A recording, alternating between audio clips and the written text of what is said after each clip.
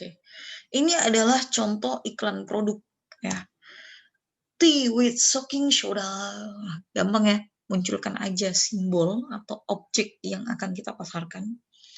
Eee, iklan ini sangat efektif kalau kalian munculkan objeknya ya, munculkan, simbolnya. Ini sebagai simbol ya, jadi gambar atau, bentuk produk itu kita tampilkan.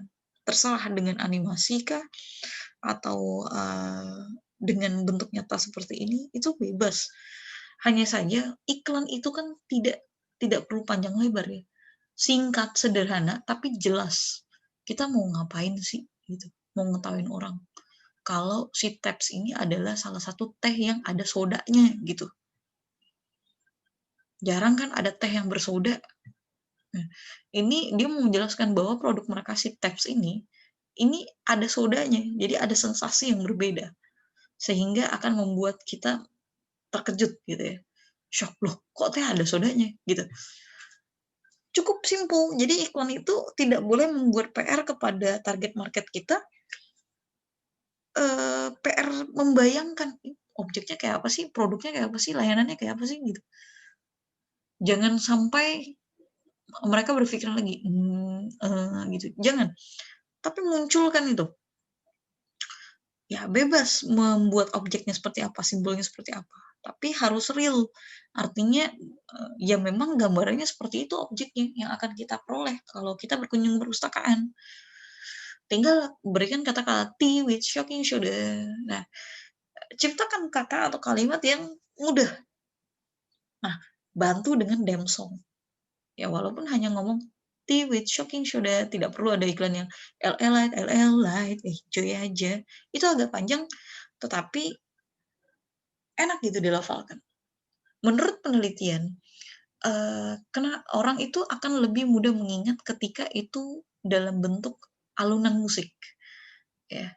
Oleh sebab itu kenapa kalian bisa jauh lebih menghafal sebuah lagu, lirik lagu ya, dibandingkan menghafal, isi dari buku teks, ya. Kalian berulang-ulang kali membaca buku teks, itu pasti nggak hafal 100%, tapi kalau membaca lirik lagu, itu jauh eee, lebih cepat hafal. Kenapa? Karena ada, nadanya, ada alunan musiknya.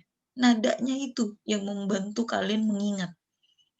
Jadi kalau mau mengingat, tambahkan damsongnya, walaupun hanya selintas. Ya, tapi jangan juga membaca buku teks kalian bikin nada-nada juga ya. Panjang itu, mau berapa episode itu lagunya. Seperti itu. Nah, contoh berikutnya adalah salah kelas karena kurang fokus. Ada aku nggak? Gampang buat iklan. Nggak perlu panjang lebar, udah bikin kalimat yang gitu aja.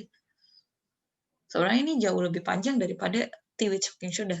Tapi uh, dengan begini orang juga bisa mengingat ya. Jadi nggak perlu sepenuh-penuhnya kita bikin uh, poster atau bikin iklan seperti ini, ya harus kita penuhi semua dengan kata-kata. Makanya saya katakan, kalau bisa satu produk itu satu iklan. Kalau kalian punya 5 produk ya 5 iklan.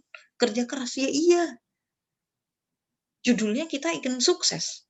Ya kalau ingin sukses ya kerja keras. Kalau ingin sukses nggak kerja keras, itu sama aja dengan mimpi. Seperti itu. Jadi iklan produk itu sebenarnya bertujuan mempromosikan produk agar dikenali banyak orang. Sehingga dibutuhkan deskripsi singkat dan padat mengenai produk tersebut. Jangan lupa objeknya itu harus ada, harus nyata. Oke, kemudian kita bicara tentang iklan baris. Ini ada iklan baris kalau kalian suka baca surat kabar, biasanya pasti ada iklan barisnya. Nah, ini berbeda kan dengan iklan yang tadi. Oke. Iklan baris itu bertujuan menginformasikan produk ataupun jasa dengan slot yang terbatas, sehingga deskripsi produk atau jasa itu tidak utuh, namun harus mewakili keseluruhan informasi, agar pembaca mengetahuinya. Saya rasa untuk iklan baris itu kurang efektif. Mengapa? Hmm, Selain kata-katanya dipersingkat, ya, sangat dipersingkat, tidak ada objek, sehingga tadi saya katakan membaca teks itu lebih sulit. mengingatnya dibandingkan, sebuah iklan yang objeknya nyata, objeknya tampak, kemudian ditambah damsong atau ada nada ketika kita membacanya. Itu jauh lebih, mudah untuk diingat. Nah, memang untuk masalah biaya, lebih besar sana dibandingkan ini gitu ya. Apalagi, kalau tayangnya itu di baliho yang iklannya itu butuh space yang sangat besar tetapi nyata. Nah, itu lebih efektif lagi.